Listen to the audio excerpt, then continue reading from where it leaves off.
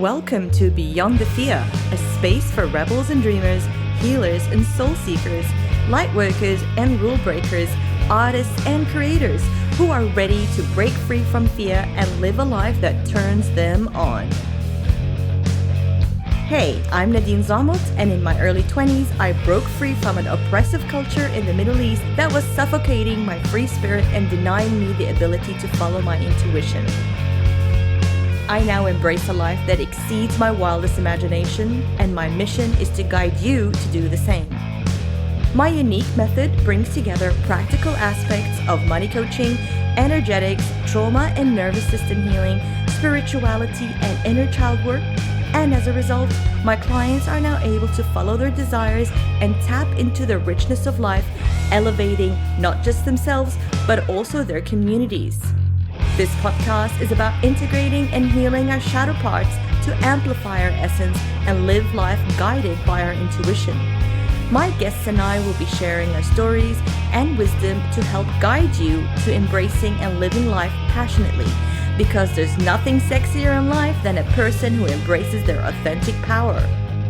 The world needs you to show up as you, in your power, in your authenticity, your imperfections, your rebellion, and in your truth. Because if this little girl from Jordan can do it, so can you.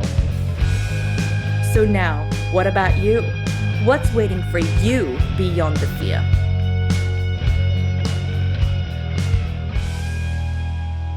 Hello everyone, welcome back to Beyond the Fear podcast. I am your host Zhang, and remember a few episodes ago I was talking about just how deep my personal money trauma led me down the rabbit hole of digging more and more into why we behave the way we behave.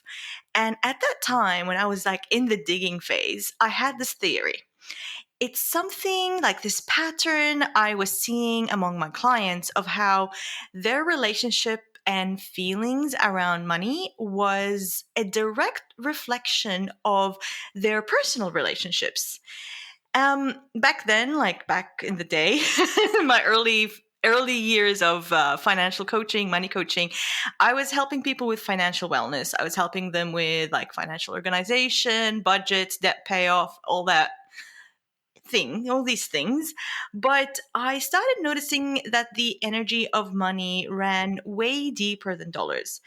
It was almost like money. I know that money is volatile. I mean, look around you. Of course, it's freaking volatile.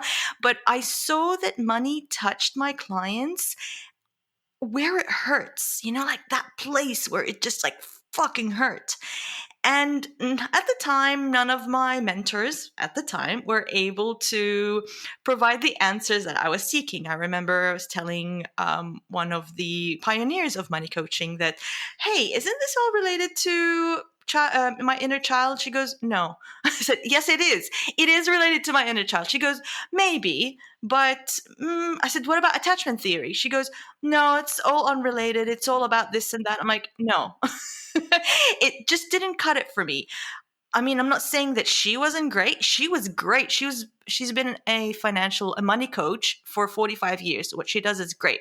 But, the upside of having trauma is that you go deep and deep and deeper and deeper and deeper. I kept digging and digging and digging to help myself. And this is how deep I can take my clients. Okay, because what I uncovered was way deeper than any of the mainstream money or financial coaching programs have ever taught me. And my clients say the same. We've learned about money, we've done this, we've done that, but we've never connected these dots. And my intuition at the time led me to take a deep dive into Gloria Zhang's podcast, the Inner Child podcast, where all my theories about how humans interact with money were proved right in there. And how our relationship with money is deeply impacted by our attachment style or attachment wounds, and it is very informed by our personal and subconscious sense of worthiness, significance, belonging, and lovability. And This is who I have with me today. I've got the woman herself, Gloria Zhang. I am so freaking excited about this. She is quirky. She is relatable. She's an inner child and relationship coach. She's based out of Canada. I fucking love her podcast, the Inner Child podcast. Check it out. I will link it. We've done an episode together on there. That was, I've had so much feedback about that. Gloria's specialty is helping high achievers that come from difficult childhoods become their best versions of themselves and master the art of secure relationships. And I've worked with Gloria. I am working with Gloria. She is somebody I trust and respect, and she's a friend as well. And I'm so fucking happy that she's here. Hi, Gloria. Hello. That was the coolest introduction ever. I was like, who is she even talking about? Like, who is that? And I just love you, Nadine. Like, me too. I was so excited when you invited me to come on the show. I was like, yes, of course. Sign me up yesterday. And here we are. Here we are. And I have a feeling it won't be the first or last time. I mean, it is the first. It won't be the last time, because your expertise, but your relatability and your point of view, there's just so, like they touch me on a deep level. They just are so accurate. And I mean, no wonder your podcast is such a hit, because just the way you deliver things and your the flavor, the Gloria flavor that you add to things from your own experience and your that in-depth knowledge that you have. But anyway, I'm gushing here. Tell us, thank you. Tell us a little bit about yourself, and I'm going to ask you that question that I ask all my guests. Get excited for that. But just give us a brief overview of who Gloria Zhang is. Of course. And then we'll mix it in with some Nadine flavor. Yep. A little Glone combo. Oh my God, I'm so loud. Yes. Oh my gosh, who am I? What do I even do? Am I? Oh, let's see. Who the fuck is Gloria Zhang? Yeah. I'm a person who survived a very chaotic childhood, very much like yourself. I was born to immigrant parents. I had a lot of moving, a lot of inconsistency, instability in my childhood. I won't go into details, but you can imagine what that would have been like. Yeah. And what it caused in me was this lifelong desire to just be normal, right? I didn't know how to make friends because of all the moving. I had never even witnessed what a normal, healthy relationship, whether it was romantically or friendship-wise, what that looked like. And I remember being in third grade, one of the multiple schools I've been to, I would just sit at recess watching other kids, watching them interact, watching them play with toys, feeling like I was an alien, like an outsider. Like I couldn't understand how someone could just go up to another person and just so openly be themselves and just talk about things without caring what the other person was saying, right? Because I was so, now that we know the words for it, I was so in survival. I was so much in that trauma response all the time that I couldn't connect with anybody, right? And so, a lot of my journey, and eventually became a therapist, and now I'm a coach, has been helping people not just have better relationships with each other, but within themselves, because I believe that your relationship with your inner child is where it all starts. I'm now in a very healthy long-term relationship. I've been able to maintain that, and I teach other people how to do the same. You do it beautifully. So yes, thank you, my love. Funny how you say, you've spent part of your childhood watching people interact with each other, and how, as a therapist, that's also what you did. Watching, how attachments are formed, and just being that observer all the time. So that's interesting. Absolutely. How our wounds can, become Mhm. our, I don't know, how do you your life purpose? I mean, Yeah. yeah, I'm a big believer of how our trauma is a shortcut, even though it hurts like hell, but it is a shortcut to what we're meant to help others do in life. Oh, I so believe that, Yeah. right? The wounded healer, whatever word you want to call it, right? It Hmm. it it invites us to overcome and to grow from it. Yeah. 100%. So now the question I ask all my guests is, what turns you on in life? Ooh. Ooh. Oh, I didn't know it was that kind of podcast. Well, some people say the sky. Some people, like for me, what turns Yeah. me on in life is helping clients Yeah. heal. Sometimes a good burger turns me on in life. I mean, it could be anything, Gloria. I don't know where your mind Yeah. is. Oh, yeah. Oh, so many things. So I love the word turn on because Hmm. I love similarly, I like to help my clients find things that light them up. Maybe it's Hmm. just different language. Um, but one of the things that, my partner and I have been doing more lately is really just cooking. Oh, yeah. Cooking, I mean, growing up, I had a lot of fast food and I never really honored the ritual that goes Hmm. into preparing your own food, like all the way from starting with the market, right, or Hmm. the farmer, wherever you get your nourishment from, but just that whole process of creating this beautiful ritual around food, since it makes up so much of what we do. We Hmm. eat and shit and sleep on repeat, right? But it can become such a beautiful thing, and it's something that we've been learning to do together Oh, recently. nice. Yeah. You know how, like, in this day and age, you just go to the Walmart or the supermarket, and you don't really have a connection to where Hmm. that food came from, right? Yes. It just shows up in a box, and I think we're so cut off from these very important daily aspects of our lives, and so Yeah. this kind of brings the connection back into food. So that's my long-winded answer. No, it's a beautiful answer, especially, like the whole ritual of like acquiring the food from the farmer or from whatever, and then the Mm. ritual of preparing the food, but also Yeah. honoring the part that you don't like, which is probably doing the wash up. That's Yeah. part of it. That's Yeah. also part of it, because sometimes I'm like, oh my God, I don't feel like doing the dishes. I'm like, no, I really actually get to do the dishes. It's Yeah. something that not many people get to do. Like I get to do the dishes in my Yeah. own kitchen. There's running water. It's hot. Wow. There's soap. And I think about my great great grandmom, like I don't think she had any of these luxuries. Ah, Like that she is didn't so have true. hot water, maybe, or maybe she had to go and get water from a well. And I'm just like sitting on Yeah. my couch going, I don't feel like doing the dishes. You kind of privileged, Exactly. yeah. Yeah. So It's so just the little interesting the things we things. take for granted, right? Oh, But it's so true. absolutely. Yeah, the things we take for granted are, but we take things for granted Mm, because sometimes we're just so fixated on how life is going and what's exactly. worrying us, right?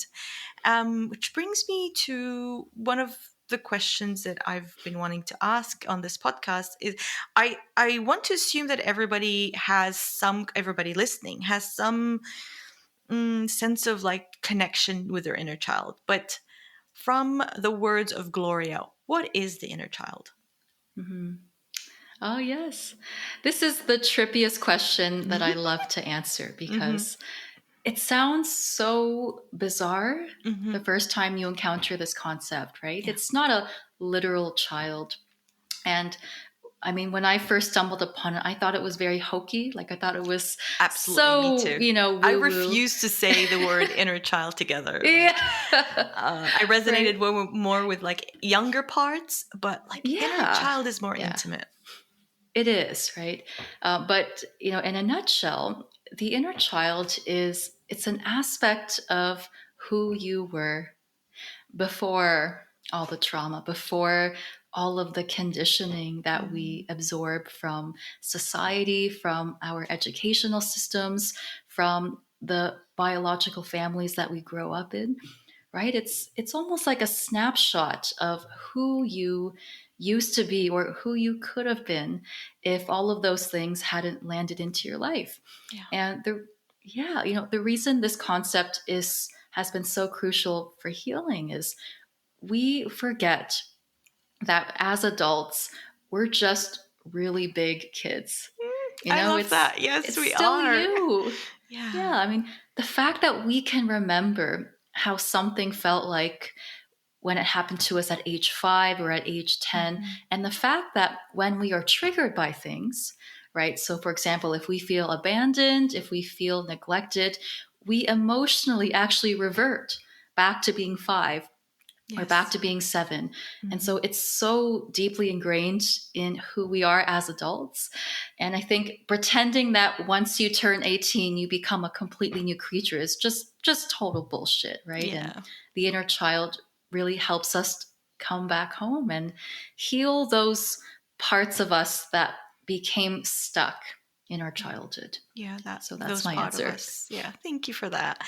Because I remember a couple of years ago when I turned 40, I remember just like leading up to that, I would wake up in the middle of the night and go to my calculator just to see if Mm. it's true. Like, have I miscalculated something? Because in my mind, I'm always going to be little Nadine that wore this weird purple dress with all these like glittery things on it, put Michael Jackson on, and dance my ass off. That is who I am inside my head. That is that Yeah. crazy little girl that would just like, like just dance like no one's watching, What's Ahee. yeah, it was I think Billie Jean was like, "Oh my god, who Yes. dances in it? Like, what does he mean?" And Smooth Criminal, like, what does he mean by all that? What's your the image that you fall back on or your default Oh my inner? gosh. Yeah, who's that? Yes. Well, I actually forgot about this recently, but I watched an old like camcorder tape of me when I was a little Hmm. kid, and it was so it was I think it was Easter, and I used to love dressing up as like kind of like you did too, like characters, Hmm. and like I would pick one scene from a movie, like The Little Mermaid, and I would just like role play it on repeat, like over Oh, and over and over again, and it was just this image of me dressed up as the Easter Bunny, like with little tacky whiskers, like so poking up from cute. the side. I can show it to you later. Um, and it's just in that moment, it was just pure presence, right? Pure, Yeah, unfiltered joy. spontaneity and joy. Yeah. Yeah, and we didn't give a fuck about what people thought. No. Just I didn't care who was watching. I didn't care who Michael Jackson was. I just loved his music. Later on, all the Yeah. complications and the stories, and I'm like, Yeah. but don't ruin it for me. It's like part of an Yeah. integral part of my childhood. Yeah. So Yes. yeah, um, Exactly. and so moving on from inner child, which is a natural progression. I feel like let's talk about attachment wounds or attachment styles and how Mhm. does that blend in with the inner child. We're getting a little bit technical here, but it's still going to be fun, y'all. Yeah, for sure. And I mean, this is so relevant to everything you're doing with money Hmm. wounds too, right? Yeah, Because what's money but another type of relationship? absolutely. So the non textbook boring version of attachment styles is, I mean, as we grow up, right, we learn about relationships through other people and how they respond to us. And depending on how that went for you, you learned how to stay safe in relationships, Hmm. right? So someone who has a healthy attachment, it means that they learn that relationships are safe. It's fine for them to be close to you. It's fine if they go away and do their own thing for a while, right? Relationships are okay. But those of us who didn't really get that, we developed something called insecure attachment styles. So you get the typical clingy person, right, who Hmm. has that anxious attachment. Hmm. They always want check ins through text messages. They get really anxious if they don't get a call back. They get really anxious when they spend too much time away from their person. And then you have the opposite end of the spectrum, which is someone who is like so cold and avoidant, which is Mm-hmm. the technical term, where, Yeah. they feel safer just, having some distance, right? They seem a lot more standoffish. It's Cool. difficult to get close to. Yeah, cool, right? It's hard Mm-hmm. to get close to them. And then we have the disorganized, which is someone who kind of, goes back and forth between the two. Yeah. So the same thing applies to money, really, right? Depending Absolutely. on, how money was like for you, you might have a very secure relationship with money, or you could have an insecure relationship with money as well. Yeah, absolutely. And I see that a lot. Like I was saying earlier, when I work with someone on a one-on-one basis, I take them through an exercise called the money bio, which is pretty much Mm, writing down a money memory from every year of their life. And it's such love it. a painful yet effective exercise because then using Mm, my training and my intuitive guidance, I'm able to kind of pick out their patterns, but also see mm, how they relate to others, whether it's a romantic partner or their parents or their friends. And yeah. even to me, just like as their coach or their guide, and that's, I don't really like jump to conclusions, but it's such an important part of the situation because it is the root of where they are with money. So people who Yes. are avoidant with money, they have financial avoidance.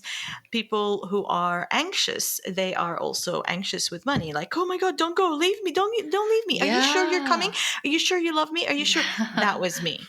That was Yeah. me back in the day where I had that false belief that saving money is a good financial behavior. Not saying it's a bad financial behavior, Right. but because of like that belief plus my insecure attachment, my anxious attachment, I was a money hoarder, which Mm, deeply impacted my quality of life. Like I would buy cheap clothes. I would yeah. I would get mad at myself at the supermarket for even wanting something. And Mm. later on, it trickled over to Tommy. Poor Tommy. He's like, but I'm sorry, I just really want a carrot cake. It's not on the list. Man, like, No cake for you, no Tommy. cake for you unless you put it on the list. I was a pain in my own ass, and that was what Mm, bothered me really. I'm like, why can't I just like believe something differently, yeah. and that's what you Yeah. get into in the beginning when you first want to Mm, improve your life, right? You're right. like, oh, affirmations, change your beliefs. Mm. Yeah, sure. Yeah, Sure, that's yeah, all it's let's going to just do take, that. No right? worries. Yeah, like, let's just repeat a bunch of words into the mirror. I mean, Yeah. somebody asked me like, why can't you just look at your eyes in the mirror and just say, "I'm not traumatized and I'm securely Oh my attached." God. I'm like, oh, I love you. Is Get this out. is this how you think life is? Cool. All right.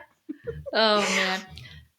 I hate how, I mean, not, I don't want to generalize, but I feel like a lot of coaching culture has somehow watered down to just say 3 affirmations in the Yeah, mirror. And, I feel I'm you, with you girl. on that because it's the magic bullet culture, Yeah. right? Like Yeah. my course is going to make you heal all your childhood trauma in 12 weeks. Go. Right. You know? 12 weeks. Yeah, 12 weeks. That's all you Yeah. need. Are you 60? Are you 30? Are Right. you 20? Doesn't matter. 12 weeks. It's effective. Blah, blah, Right. blah. And that's just that gave me such it gave me false hope, but it gave me the Yeah. hope that I wanted, but it was false. And then when it didn't work for me, when it doesn't work Mm, for you because of your own history, it will leave you feeling broken. exactly. What is your Right. take on this, Gloria? Yeah. Well, it's so true because you feel like, well, I've already done the courses and it's not working, right? So Hmm. therefore, there's something wrong with me. I'm so glad you brought this up. And I think it's helpful for people listening who are um, maybe new to this type of world, right? But, healing is a journey. It's not a destination. Oh I my mean, God. you and I are still doing our work Yes. too, right? And Yes. Hmm. it's an evolution where at every stage you grow into a different version of you. But it's Hmm. not like it just stops after Yeah. 8 weeks or something, What do you It's like mean? So yeah, 24 years, 25 years of trauma just gone right Yeah, after and 4 or 5 what kind weeks. of hokey magician do you think you are? Like, no. Right? I mean, that's not how it works. And the other thing I'm finding is another level, another devil, right? So Oh, you that's do your good. I like work that. and you're like, cool, Yeah. But then, like, let's say that because I'm very Mm-hmm. money minded, money oriented. Let's say like I have a client that wants to like break over the that ceiling of like 5K months, right? They want Mm-hmm. to do like another, like maybe just sign another client or talk about one more, like just level up a little bit. Yeah. That entails more digging, more healing, Exactly. even though it's Yeah. just a couple of grand more. And it's not about the Yeah. money, it's about leaning into your money blocks to further heal, to further advance Yes. or further expand your soul. Right. So beautifully said. Yeah. This just reminded me of something, and I know we were talking about an earlier time. We were talking about like negative messages on the internet. Hmm. So I received a message a few months ago with someone saying to me, "Well, if you're so healed, then why are you still in coaching?" Oh, really? Okay. Yes. What kind of. I can't wrap my head around this. Okay. So. Right. And the irony is, I'm doing well because I'm Exactly. continuously in Hmm. coach. Like I still have a therapist and I have a one-on-one coach and I'm in two masterminds right now. It's investments into myself. And I know you are also of the similar mindset, Yeah. and it's not like you do something once and you're fixed forever or you're healed forever, but it is this continuous returning to and maintenance, right, Hmm. of I like what that we word. have done so far. Yeah, Yeah, maintenance. maintenance. I mean, just moving back, like even good things, like moving back to Australia because we were living in the US. Yeah. That in itself gave me such a massive, like, who am I crisis. Mm, Like, who am I? Because I used to live here, then I didn't live here, and then I went out yeah. and I learned all these things, and I'm back in home base, and I'm like, who am I? Like, even these benign things can, Yeah. or even happy things can make you Hmm. question. And they are an Yep. invitation to lean in, get to know yourself more because you're constantly evolving. Yeah. Exactly. Yeah. Right. And when you move again, it's going to be like another version of you and Exactly. And more I'm going to layers continue coming up. moving. I feel like, Yeah. like our goals or our desires is like this, your soul wants something, like your soul wants you to expand or learn something. So it Yeah. disguises it as a desire. Like, ooh, Yeah. maybe you need to become a Yeah. coach. Oh my God, just becoming a coach or calling myself a coach or coaching people, Uh-huh. that required me to do so much growth, Mm. so Oh, much I healing. feel that. You too? Yeah. Because it's the new identity, Hmm. right? Honestly, that's so interesting you brought that up. Even for me, even just shifting from therapist to coach was like a whoa, it's like looking in the mirror, who am I? Because we think of ourselves differently in different situations and different Yeah. environments, Hmm. right? Yeah, Yeah, shifting that's so true. from financial coach to money energetics coach. Yeah. Jesus, that Yeah. was a big one for me. What made you shift from therapy to coaching? I'm quite interested in that. Yeah.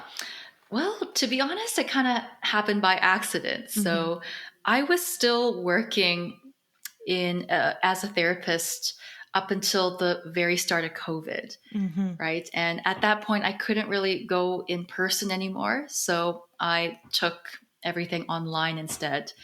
And I noticed that most of the people who followed me were from the States. Hmm. And I was like, well, I obviously can't work with you as a therapist because of bureaucracies. So Yeah. I'm gonna restructure everything so that I can Oh. offer support to people around the world, right? Like, Hmm. why should I be restricted to Oh, we're so my, lucky. you know, yeah, exactly. We are lucky too. Oh no, So we're like lucky that you even that shifted. was oh well, thank you, my dear. And we are lucky for you. Oh, And in thanks. this podcast, which I'm going to share with everyone, by the way, after this Oh, comes out. yeah. So talking about trauma, I know that trauma can, it is a triggering word. Mm-hmm. It can make people think like, oh, I'm not traumatized. I've had food on the Mm-hmm. table all my life. I've got a roof over my head.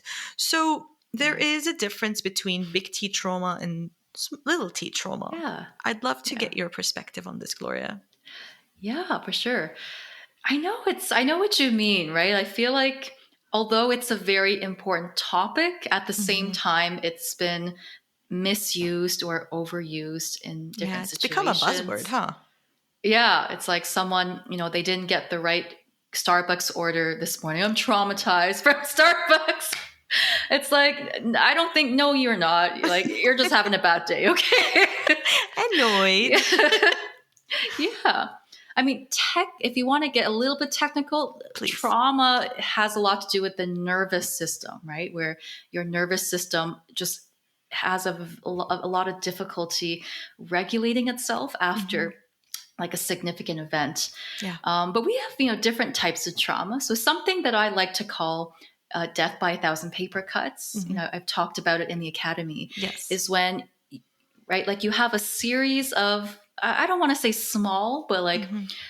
smaller types of things that accumulate over time and have this cumulative effect on your self-esteem. So for example, if you grow up in a household where almost every single day your feelings are being neglected, right? If it Yeah. happened one time, it might have been okay. But if it happens over 10 years, that's going to have a very significant effect on your self esteem. And I guess the big T would be like, slightly more obvious things like Hmm. a car accident, a big divorce, where it's easier to kind of pinpoint Yeah, like where and what that exactly happened. happened. Yeah. Yeah. Yeah. Yeah, Mhm. I love that definition. Thank you. And it really is important to distinguish between, like, or not distinguish really. It's more like understanding that trauma is not necessarily something big happened. I actually use that death by a thousand paper Mhm. cuts, and Oh, I quote yay. you. Don't worry, I always refer back to you. But the thing is, like with trauma, it's, I love also Dr. Gabor Mate's definition of it. Mhm. Gabor. It's about not just what happened to you, but what happened inside of you Yes. as a Yes. result of certain circumstances. And it's also it's not just what happened, it's also what you didn't receive. Hmm. So Yeah. for me, there is a distinction between financial trauma and money trauma. And I've been Mm. training with the trauma of money method, and that's something so valuable that I Mm. learned from them, is that financial trauma is any trauma that happens as a result of something that is financially related, like Mm. bankruptcy, financial abuse, Right. loss of employment in an extended period of time. This is what the behavioral finance, how they define financial trauma. Mm. Money trauma is a little bit more nuanced. Money trauma is any trauma that you have gone through at any stage of your life that affects all your relationships, including your relationship with money. Oh, wow. Yeah, That's so interesting. it's so interesting because Yeah. I was on the cusp, like, when you know something, but you can't just, like, it's on the tip of Right. your tongue. Yeah. And I was like, yes, that's what I do, because my clients call me the X-ray machine, Nadine the X-ray machine. And what I really do Yeah. is I invest, like, I'm an investigator, not like Mm. I look at how people behave with money, and I can tell them exactly what their core wounds are, not just with Yes. money. Like, what I Mm. see is that if you are someone who has trauma around love, belonging, worthiness, abandonment, rejection, Mm. then your body is like, going back to the nervous system, your body, because Yeah. trauma is stored in the body, your body is going to register anything that triggers this Mm. lack of love, lack of belonging, lack of worthiness, Right. lack of like feeling of rejection, Yeah. feeling of abandonment or danger as a threat to your system. Yes. And we all know money is so freaking volatile and it will trigger your sense of worth, belonging, all of these things. Mm-hmm. So, Oh, that is good. That's so good. yeah, so we can start healing. Like I always say, there are many ways that you can use as a portal or a gateway into your core wounds. Mm-hmm. One of them is what you do, Gloria, which is relationships. Another one is business. Like, as we all know, if we're in business, that your business will trigger your core wounds. My biggest Yeah. core Oh, wound for is, sure. it's rejection and abandonment. And another one is money, because all these things, even like that Starbucks coffee example that Gloria gave, like, what is it Yeah. triggering? What core wound is it triggering? Right. What's your take on this, Gloria? What's your perspective on all this? Yeah. I'm like, yes, yes. Like every cell of me is like, yes, this is exactly it. Like, I think our conversation today is, in a nutshell, it's really like getting away from the superficial Yeah. symptom way of Let's. looking at things, Mm-hmm. right? And let's get to the root of where all of these manifestations of that core wound is actually coming Yeah. from. And you are absolutely spot on. Someone who has abandonment wounding, right? That's going to show up in every aspect of your life. And if we're just, up here in the leaves, right? Like just trying to, give you a budget or something as if that's going to fix it. Yeah. It's not solving, right? It's not solving the root of the issue. Yeah. Same thing that I do with relationships, right? It's not necessarily getting into a new relationship, because if you're the one creating these patterns, you're just going to carry there's a saying that the storm goes with you wherever you go. Right? So whether you have this budget or next year's trendy budget, the patterns are what you're bringing into your relationship. You're the common denominator. Yeah, totally. You're the common denominator, right? Exactly. It's a bit of a hard truth sometimes. Like, I'm sure you've experienced this as well. Yeah. When clients, at the very least, have to take responsibility, right? No matter how difficult things were in the past, from this day moving forward, you have to take ownership of your own choices as an adult moving forward. That's the only way through this, right? Because if you're not going to do it, who is? There's no one coming to save you and wave that magic wand, right? You're the one that's going to save you. So yeah. I mean, what can I say after this, y'all? That is a hard lesson I had to learn. Yeah. No one's going to come save me. I am loved, but it's no one's responsibility to save me. Because if we're going to go back to inner child healing, building radical self-trust begins by your inner child, that fragmented part of you, to trust you, not trust your boyfriend, your therapist, your coach. Radical self-trust, self-love, all of these things, that comes from that trust that you build, and it comes with time. Yeah. So true. Yeah. And when I know you and I get each other, but if anyone listening is thinking that it sounds really depressing, that no one's coming to save you, we don't mean that in a depressing way, like no one's coming for you, right? It's more about recognizing your own power, that what you've been looking for externally has actually been here all along. Like, it's you, right? Yes. You're the one that's supposed to rescue you.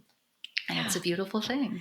I do remember going through that phase of like, oh, should I reach out to my coach? Oh, Tommy, oh, this, oh, that. And I kept reminding myself, these people love me, but they're not going to save me. I need to get through this on my own. Yeah. And once I got out the other end, I felt like the queen of the world. That empowered feeling of like, it's not from an avoidant perspective, right? Like Gloria was saying, avoidant is like, I'm aloof. I don't need anyone. It's more like, I love everyone, but I got me. Yeah, exactly. That's a perfect distinction. This conversation is hot because my shirt keeps unbuttoning. Is this mic in front of my face? It's so phallic. That's probably it. So if you see me like reaching down, I'm not using the video for anything. Okay. So Yeah. let's talk about how unmet needs from childhood can be Yes. reflected in our financial patterns in adulthood. Ooh. Yes. Oh, so much. I mean, you're the expert on this, right? No, you're the So it's expert on this yeah, too. This is a yeah, convo. so many things. Mm, In my line of work, I talk about four of the main core wounds. There are many core wounds, but that would be abandonment, neglect, trust, and guilt, right? So that kind of shows up in so many different aspects of our lives. But as we were saying before, money is also another kind of relationship, right? It's mhm, something that you relate to, in an everyday life. And that's why if you have core wounding, right? So you have a lack of trust around people in your life, you feel abandoned by people in your life, you feel like a sense of guilt, right? In terms of your relationships with people, it's not just people that mhm. you project that onto. You literally project that onto other things too, like Yeah, your own business, yeah, right? You're going to find yourself starting to avoid looking at your bank account, right? The same way that you avoid dealing with other problems. You're going to absolutely. find yourself, being really uptight with money, right? Really anxious with money, if that's the way that you relate to other things and other people in your life. And it all, again, it just all boils down to the same thing. And so I find that when people finally address the actual issue, we don't even have to touch upon the like the technicalities with all that other stuff. It Mm, can resolve on its own.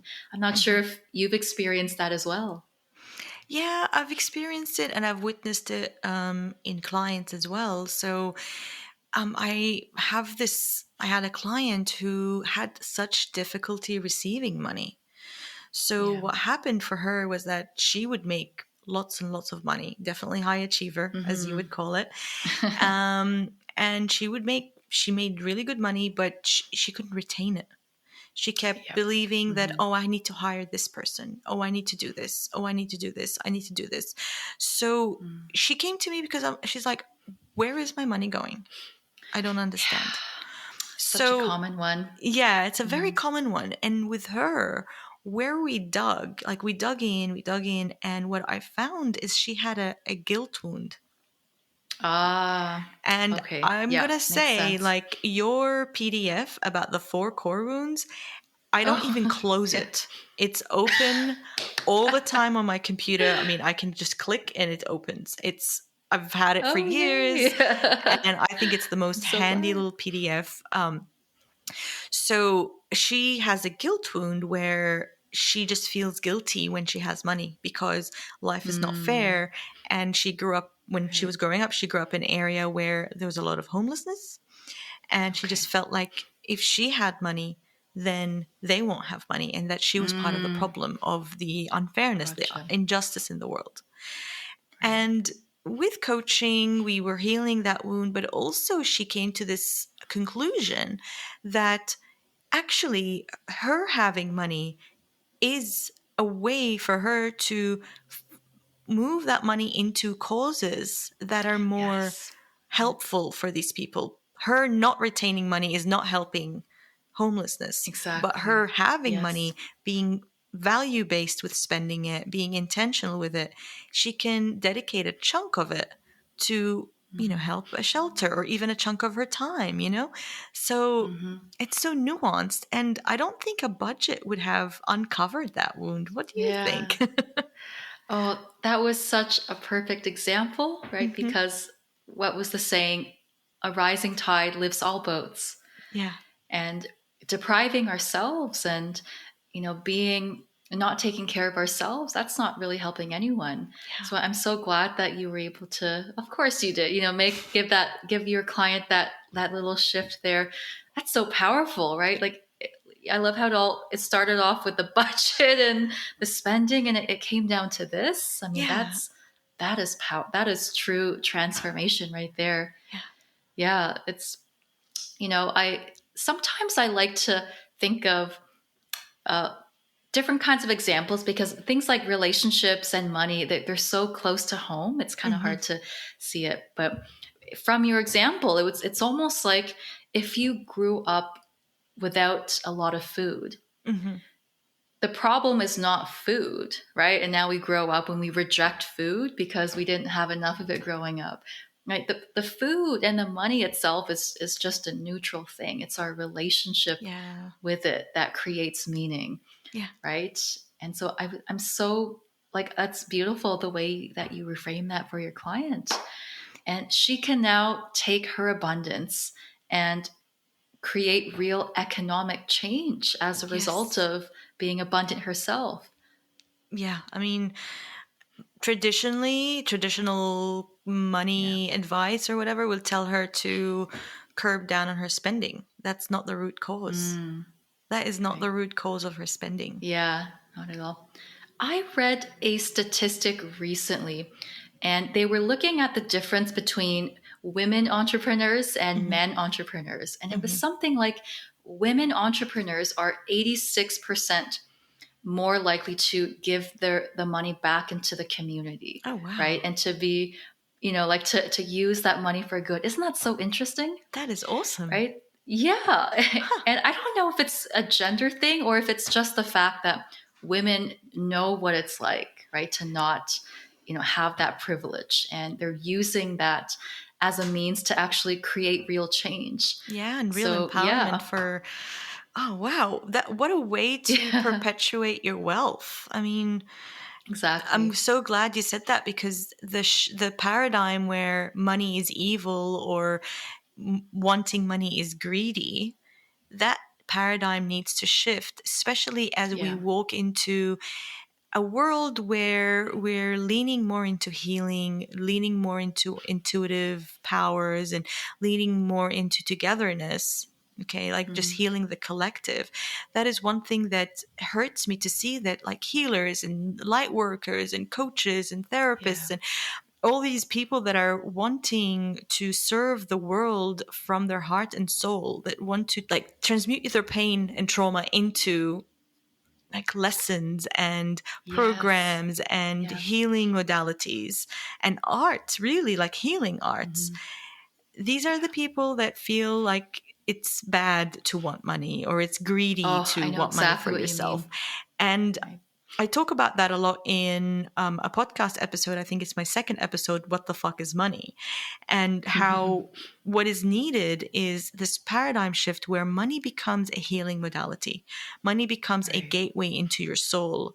Money becomes something that you empower other with. So, Love it. yeah, that's perfect. Yeah. I mean, if we all stay broke, it ain't helping nobody, sis. Exactly. Oh, Who's geez, that yes. helping? Who's that helping? No one, honestly. Um, I'm going to do something a little bit different here. Yeah. We hear about these attachment wounds. We hear about what it Mm. means to be securely attached, insecurely attached, avoidant, anxious, and all of that. I want to ask you, what are the strengths? Because we keep bagging on the insecure Aw. attachment, but what are the strengths of being anxiously attached and Mm. avoidantly attached? I'm not glorifying them, but I Yeah. just don't want people to feel poo-pooed if they Yeah. Well, identify yeah, of with course. one of the three. So, Yeah. Yeah. I mean, that's a very important reminder, mm-hmm. right? We always like to say that if you lean into one of these more insecure styles, it's just a survival strategy. Yeah. In the grand scheme of things, there's no such thing as good or bad. It's just that's just how your body learned to survive, right? And even if you're more anxiously attached, you can still, become more secure while still have like a default of being Mm-hmm. anxious. That may always be a part of you. But I do find that people who are more anxiously attached are more emotionally intelligent, Yes. right? And they have the ability to understand other people's emotions. They're more likely to be empaths. And I call this trauma. I say this as a joke, not Mm-hmm. not seriously, but I call it trauma repurposing, where we're Oh, that's so taking cute. Yeah. not to take away, the Yeah, seriousness of it, I but know. Yeah. things that used to be a crutch can almost be repurposed into a skill. So, I mean, I used to be a huge people pleaser, right, when I was younger, but I've been able to almost take that skill set and use that as a benefit when I coach people, because I'm a lot better at reading facial expressions because Yes, I yes. spent many years, very hyper vigilant, Mm-hmm. right? Now, on the flip side, someone who's more avoidant is really good at setting boundaries. Yes. Oh Really, really gosh, good at I know. setting boundaries. Yeah. And Yeah. so the boundaries and, taking on more than they want, they go on the opposite end, right? Mm-hmm. They're really good at saying no to things. They're really good at, getting rid of toxic people. And you can play that to your advantage, right? Yeah. Even as you heal, you can recognize that that is one of your strengths and just see that as, part of what you do really well. So yeah, I love that perspective. Yeah. I mean, sometimes I just feel like people are throwing eggs at me when I listen to these podcasts where they're talking about. I'm Mhm. like, but surely. I mean, obviously, I know that your psyche would not create a habit or a wound or whatever, like a coping mechanism, unless there's wisdom Right. behind it, right? Like all of these Yeah, things we're talking about, exactly. they are coping mechanisms. And part of like a big chunk of your personality is Yeah. actually your coping mechanism. And I think coping mechanisms are a good thing. I mean, you need to Hmm. survive. But I Yeah. just wanted to Mhm. see what's the upside of being anxiously attached. And yeah, Hmm. I'm with you. Like, I'm more attuned to people, I'm more attuned to what my partner wants, what my clients want. And like the boundary is it defining my worth versus am I doing it just Mm. to make just to make people Right. feel Right. special. So that's Yeah. where you fall into the shadow of it, right? Like, oh my god, am I doing Hmm. it just because I want them to love me versus am I doing it Right. just because Yeah. I love them, kind of thing. Yeah. So Yeah. That's a great example. yeah. Yeah. I mean, you should definitely still be yourself. Like, ultimately, do what makes you happy, right? And what makes you feel good. And yeah, it's not about becoming this like idealized, perfect version of a human being. That's Securely that's attached not is what not this is about. perfect. Yeah, it's not perfect either, right? They're Yeah. just people. They're They're just just people. people. But the other thing is that when we get stuck in this, we think that once I'm securely attached, I'm going to be like this awesome person. No. Nope. You're still going to have shit happen to you. Nope. It's just how you take it, how you Yeah. view the world. It's like a Oh lens, yeah. you remove your gray lens to put your pink lens on to pink, Yeah. it's just the way by which you view the world.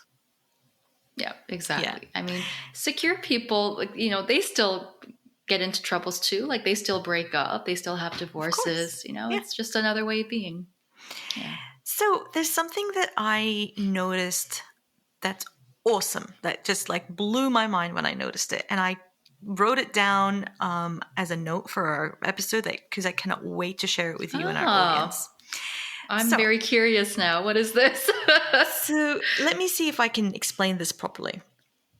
Our so attachment wounds, like our attachment style, has nothing to do with our socioeconomic status. Meaning, Mm, it has nothing to do with money or our financial education or our education in general. mm, I have seen clients who have grown up in poverty, but they have secure attachment with their primary caregiver, that have mm, grown up and had an amazing relationship with money and were able to just attract it, accumulate it, make it work for mm. them. Yeah. What is your perspective on this? Like, on like Uh, just that it's so nuanced. It's yeah. the way I said it, it made sense, but when I figured it out, I was like, Yeah. these have nothing to do with each other. That's Yeah. great. It's interesting you brought that up because there is actually a woman I met in one of my masterminds recently. Hmm. She's easily making like 100K months, right? She's really banking it. And every single month, she's always still so anxious about, Yeah. oh my gosh, like there's going to be no money coming in. I'm going to Okay. be losing all Yeah. my clients. She would be someone that we might consider, financially successful, Hmm. who still has a very anxious attachment with Yeah. money. So I think you're really onto something here, Yeah. right? We can still experience these phenomenons, if you want to call it that, no matter what our income level is. Yes. It's isn't that bizarre? Well, So for bizarre. me, that is one of my telltale signs that you have money trauma. If Yeah. you're making lots of money, but you still feel anxious, if you're making lots of money, you still are led by scarcity. If Mm, you are someone that cannot even look at your finances, you've got financial avoidance. These are the three telltale signs that you've got money trauma. The other one was what right. I mentioned earlier is you make lots of money, but you don't know where it goes. Mm, So that yeah. overspending. So these are the Mm-hmm. four things that I always look at to see if someone has financial or money trauma. Mm-hmm. Um, and like, like just the stories that we hear that, oh, so and so came from poverty, but now they've made Yeah. all this money. And you think that, oh my God, that's great. I'm sure they Right. worked hard. I'm sure they did everything they needed to do in a very aligned way. But that always takes me back to, I'm sure that they've also had a secure attachment with their primary caregiver. I don't know. Mm, It's just something that I'm mm-hmm. toying with, and I thought I'll just Yeah. open the conversation up with you and with our audience, just for them to start thinking. So, Yeah. Huh, now you got me thinking about mine too hmm and how I grew up. Yeah, like it's so, I think about this sometimes, especially when I look at your work, Neji, hmm right? Because I mean, you kind of know my history. My parents were both first gen immigrants, right? yeah, And it's they so came hard. from, yeah, an impoverished upbringing, and coming here, they really did start with nothing. But and so I did witness that, right? But at the same time, my parents would be willing to spend money on things for me, hmm right? And so it's almost like they were enacting for themselves a place of scarcity, but for me, Yeah, right, it would sometimes come from abundance. So that was very confusing for me growing up. yeah. And it wasn't until I was about, and I had a very complicated relationship with them. But when I turned about 10 years old, that's when my parents started becoming financially stable. hmm And at the same time, as I became older, and they became more financially stable, our relationship became more secure over time. So it's sort of like Wow. it correlated with their financial stability, Yeah. right? The poorer we were, the worse our relationship was. Makes sense. And the more money they made and they became financially stable, the more secure our relationship became. hmm So, what do you make sense of that? How do you make sense of that? Well, so our relationship with money did not start when we first received an allowance or when we got our first job. Our relationship with Yeah. money started in the developmental formative years between 2 and 10, let's say. Hmm. So it's what we absorb about worth and belonging and love from our caregivers. So for you, for example, I know how confusing it could be because that gave you the message, like your parents being in scarcity with themselves but in abundance with Yeah. you. That would probably give somebody, I don't know if it's the case with you, but that could give the message of put people ahead of you. You're not Hmm. important. Yeah. I'm not That's important. exactly it. You're more important Right. than me, whoever is in front Yeah. of you. And that kind of brings the martyr archetype. Like we talk about archetypes in my Hmm. coaching. So that is one of the reasons why we might have a martyr archetype, where we want to just give care, give to others, and Hmm. not to ourselves. And we end up being a little bit resentful. I'm not talking about your parents, I don't know them, but that's Mm. often the case when we give and give and give without giving to ourselves first. We kind of have this like bitter flavor in our mouths. That's exactly it. That hmm the martyr archetype, Yeah. and I think it's so common, culturally as well, but for a lot of immigrant parents too, right? It's almost this self-sacrificial Yeah. aspect of, Yeah.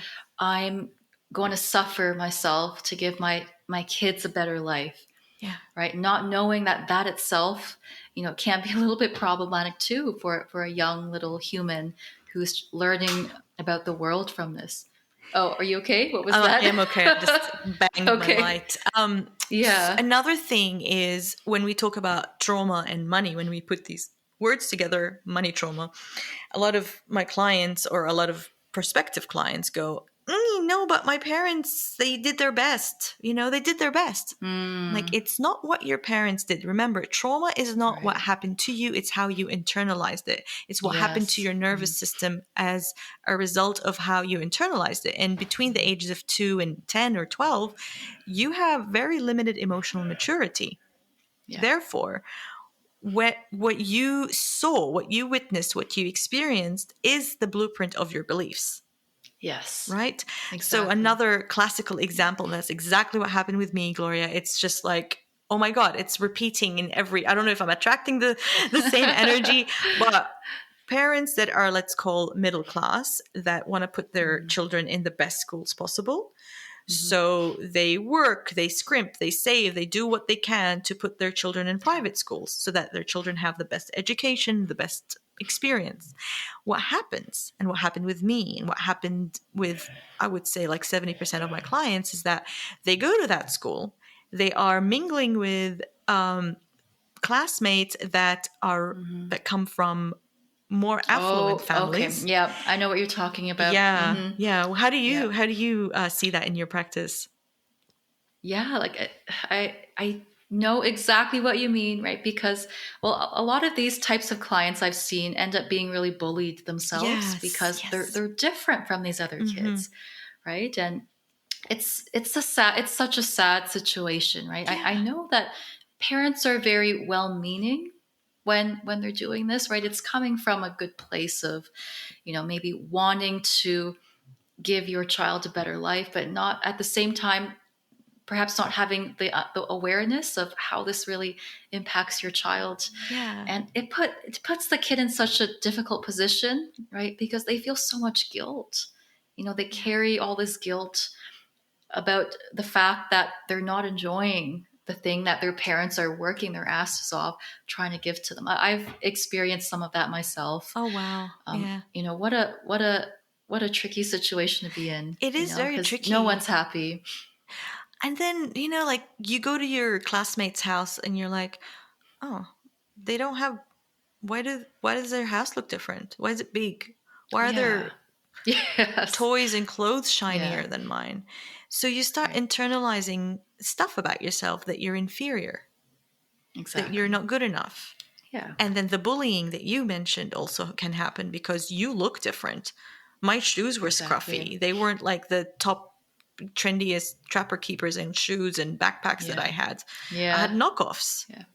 and people were making Right. fun of me. So you internalize this as like I'm not I'm not good enough. Hmm. And Right. that's And then something you, sorry. yeah. Oh no, I was just gonna say, and then you feel like there's something wrong with you because you feel like you Yes. should enjoy it, Yeah. right? Because your parents worked so hard to get you there, and there's something wrong. Yeah, you A feel hundred that guilt. percent. What happens when you're an adult? What happens when you first get your best paying job? Oh my gosh. It's the same thing, right? Same thing. I Yeah. mean, a lot of the times you'll end up becoming like your parents too. You kind of Yeah. internalize it's almost like to try to offset that guilt a little bit, right? You And become the self-sacrificial one. exactly, you become that Yeah. person, and also so much of your money is going to go towards proving to yourself that you're not inferior. Ah, And that is yes. one of the There you root go. causes of overspending. Boom, mic drop. I mean, I'm gonna like, yeah, mic just drop. drop the Drop it. Boom. Oh, mic. oh, sorry, that might have been Oh my loud. gosh, it's a bit too much. Was Y'all, you can Tommy see we're editing doing the these? best. Oh, he is, but Yeah. we're having a good time. Okay.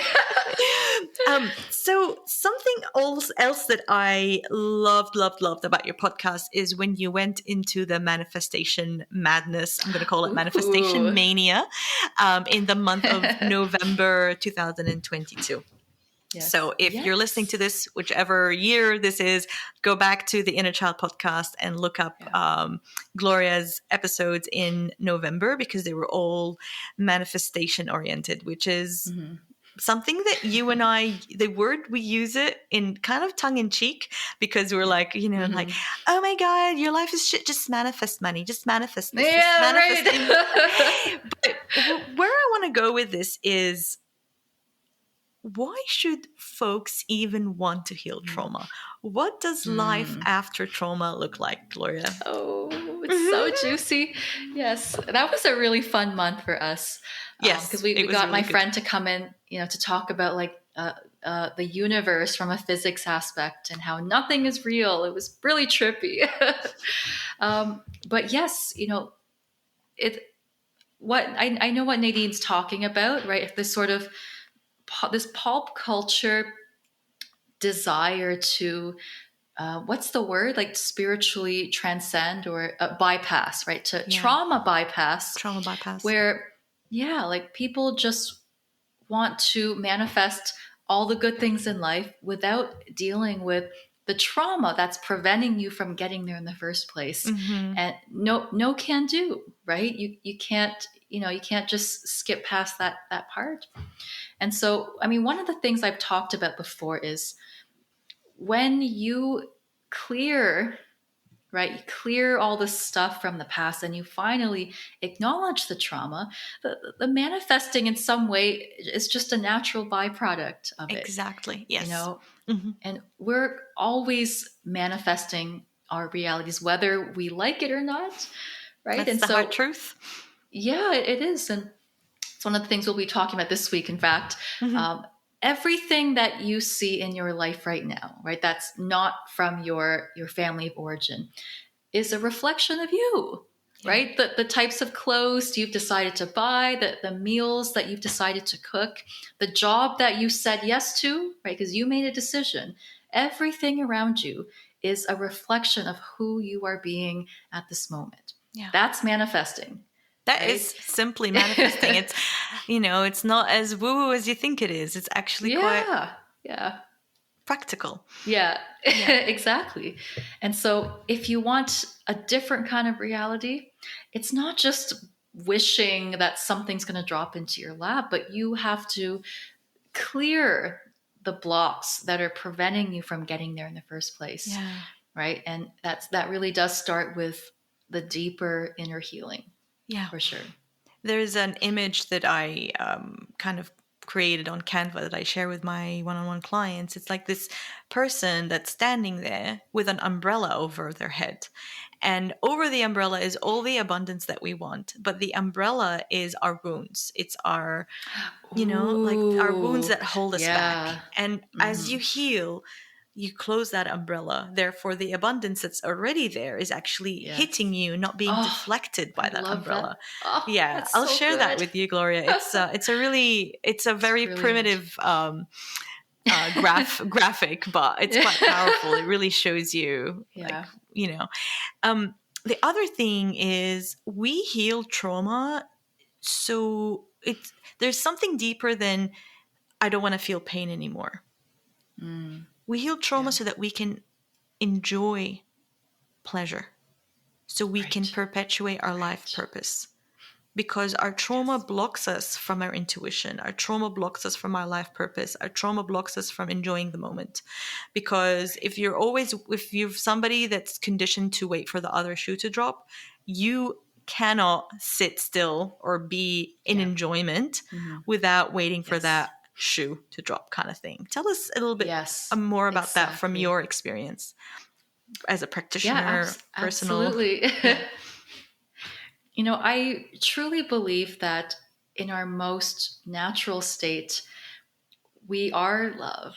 Like Mm-hmm. we are joy. That's who we naturally are. And so, exactly like you said, it's not that we're trying to find more joy or we're trying to attain happiness, right? It's just that it's the trauma. Exactly it. The trauma is preventing you from accessing those parts of you, Yeah. right? It's preventing you from being able to receive it, right? So we're not trying to make you happy. We're just removing those blocks. And a lot of it could come from things like not believing that you deserve joy, right? And so you push it away, right? Or not trusting joy, because every time there's been a lull, it Mm-hmm. means that something bad is about to happen, right? And Yeah. then we kind of develop that trust thing. But when we heal and we allow those experiences to be there, it's just like I'm who I'm supposed to be again, you Yeah. know? Yeah. It's here. Joy lives here. Yeah. I Yeah, mean, totally. something you say is your life purpose is being you, your Yeah. desires, what you Yeah. want. Yeah. And I love to layer that on like how we use our talents to serve the world and all this. But ultimately, you're right. Like our purpose here is we chose this life on earth so that we can enjoy it. So we can enjoy Yeah. the experiences that we perceive by our five senses. Because as a Yes. spirit, you can't taste a mango. I don't think you can. Yeah. You Right. can't smell a tree. Exactly. Maybe you can. Yeah. I don't know. I don't remember my life before I Yeah. came on Earth. I've Yeah. got that amnesia, But that's something that I'm experiencing the more I heal, the more I'm able to give my gifts away generously, but also the more I'm able to enjoy just sitting with Arby, with our dog Arby, just sitting Yeah. with her, reading a book without waiting for the sky to fall. Can we get a little bit woo woo here? It's Here. all about woo Yeah. woo here. Yes. Go. Okay. All right. Yes. I mean, you know, here's a trippy thought, right? We are we come from the universe, right? So in other words, the universe made us. It's almost like the universe made us because the universe wants to learn and know more about itself. So Mm-hmm. it birthed beings that are self-aware. And this was said on my podcast, but you are the universe in human form who is aware of itself Yeah. as the universe, right? And I so if fucking love that's the that. Yeah. case, yeah, the fact that you have senses, the fact that you can feel pain and joy is that you are fulfilling the universe's desire to grow, to expand, to live. Right? It's like, the skin cells on your body, like they Mm, have their own lifespan, but yeah. at the same time, they're fulfilling your purpose, Yes. right? By just being alive. And that's us. We're all connected and we're just like one tiny little skin cell on the greater being, which is the Mm, entirety of the universe. yeah. Now Oh that is man, like trippy. that is. And every morning I choose to wake up very early because I want to have coffee under the stars. I'm crazy, I know. Oh, But I I love always look at the that. stars and I say, "Hi, I'm you. You are me. We're all made of the same thing. Yeah. I just look a little bit Yeah. different today." Mm-hmm. And our life is just Exactly. a blip, let's say we make it to 125. That's just a blip in the Mm-hmm. history of the entire universe. And we're here as part of a bigger purpose. But Mm-hmm. our purpose, our personal purpose, is just perpetuating love and healing. Yeah. And regardless of what you do, so I'm not just saying, oh, you got to be a healer or you got to be a coach or a Mm-hmm. therapist. I mean, how many times has a song just completely changed your life, Yes. completely changed your mood? Mm-hmm. Brought you from, like, I was nervous before this podcast recording. What did I play? Work It, Missy Elliott. I mean, how silly is that song? What is she Throwback. talking about? Yeah, I mean, talking about Yeah. shaving her chocha and all that stuff. But it just changed my entire mood. Yes. Like the little things that you do, even if you think they're insignificant, they really have an effect Mm-hmm. on your community. Like They do. one of my clients she's a stay-at-home mom and a writer, Oh, and she yeah. had this like weird thing that her life purpose needed to require like thousands of followers, and she had to be an influencer and Mm. all of that. I'm like, Oh, okay. yeah, right? Like, Yeah. no. I mean, you have your purpose is really, like one of your purposes as a parent is do the healing work so that you don't perpetuate your generational trauma Mm-hmm. into your children, because they also are going to touch other people's lives. So that's part of it. Wait, Yeah. I went too far here. No, not at all. I live with an artist. Andrew is an artist himself, and you know, I know what you mean, right? Like, not everyone is supposed to directly work with people, but Mhm. simply to just be a light themselves, Yeah. right? And Missy, she was meant to be an artist, Yeah. someone who's like a nail technician was meant to create beauty through nail art, Yeah. and all of those things are equally as valuable. I I think it's know. important to say. We had a post lady in Albuquerque, and she just, I would wait for her. Like, she came and dropped the mail, but Yeah. she is the loveliest person.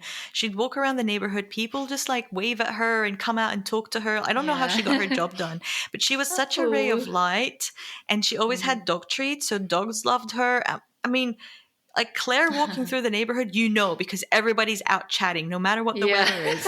So how beautiful is that? Like, she could say, "Oh, I'm just a post lady," or she could just bring her Mm. light with her wherever she goes and Yeah. light up everybody else's lives. So let's say I go and chat with her, I have a smile on my face, I come in and I talk to a client and see how that client is going to take that Claire's light into their families and etc. Like, Mm. this is how our light perpetuates and Yes. spreads. So don't think Exactly. about life purpose as this Yes. like, oh my God, I have to be an influencer.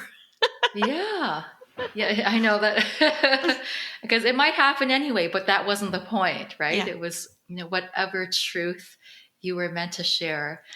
And that's all there is to it. I really think that's the purpose of life. exactly. Oh my you God. know?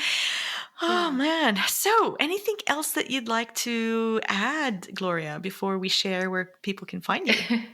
Ooh, after that was a whirlwind. Yeah, this We is one went of, all the way around the world. we did, didn't we? Anything you'd like to share or add to the conversation? Sure. Yeah. I mean, the last thing I just felt inspired. This just came through Yeah, me right now. Is yeah. you know everything that Nadine's been talking about on the show. It's about money, but at the same time, it's not really about the money, right? Mm-hmm. It's about you being who you are meant to be, and money is just one reflection of that. Yeah. Right? So don't focus on the the doing, but focus more on the being, who you're being. I just felt like saying that. Oh, thank you, Gloria. That's such a beautiful thing that came through you. So Thank yeah, you. focusing on the being, because also what you do, it's not about like, okay, I have a boyfriend, cool. It's really not about that. Right? What you do is way Yeah. deeper than that. It is about that Mm. connection with ourselves. It is that connection with our authentic selves beyond the fear. And that's why I called my podcast Beyond Yes. the Fear. Oh, there Not a you go. I coincidence. like it. Love Yeah. it. So, Gloria, where can people find you? And what do you have going on? Well, the easiest way is through my podcast. That's like my thing. So, wherever you stream podcasts from, you can always check out the Inner Child podcast. I'm a big Instagram kind of gal, so you can find me at by Gloria Zhang. But I actually have a book coming out next year, which I've told you about. Which we're coming up with a title for it. I think it's going to be something like Inner Child Healing Guide for Women, something like that. So definitely check out your local bookstore for when that comes out. I've never had an author on my podcast. That's awesome. Oh, Whenever the book comes out, I'll come back to this episode and link how they can find the book. Thank because you. I cannot wait to read your book. Yay, Everything thank you share verbally or in your courses is gems. So your wisdom is going to come out on paper. That's so fucking awesome. And likewise, I am a huge advocate for Nadine. Like I would trust sending anybody to you, and I have sent multiple people to you.